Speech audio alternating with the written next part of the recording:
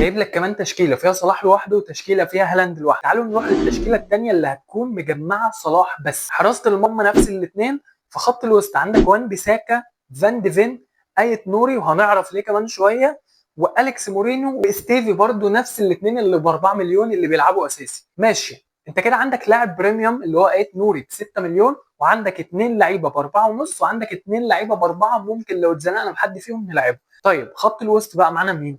معانا صلاح كفر ليفربول، فودن مع ايت نوري كفر من مانشستر سيتي، بيومو كفر مانشستر يونايتد، بالمر كفر تشيلسي. وفي الهجوم عندنا جيو كيراس كفر من ارسنال، عندنا ماتيتا اللي متالق جدا في الوديات وجايب 5 اجوان واسيست، وعندنا ويلباك من برايتون ب 6.5. ايه مميزات التشكيله دي؟ ان هي تشكيله تقريبا ما فيهاش نقط ضعف غير عدم وجود هالاند، ان انت ما معكش هالاند في التشكيله. طبعا مش محتاج اقول لك ان التشكيله اللي انت واخدها دي انت واخدها كفكره، انما انت ممكن تغير فيها العناصر. بمعنى ايه؟ بمعنى ان جيو كيرس ده عادي جدا يبقى واتكنز،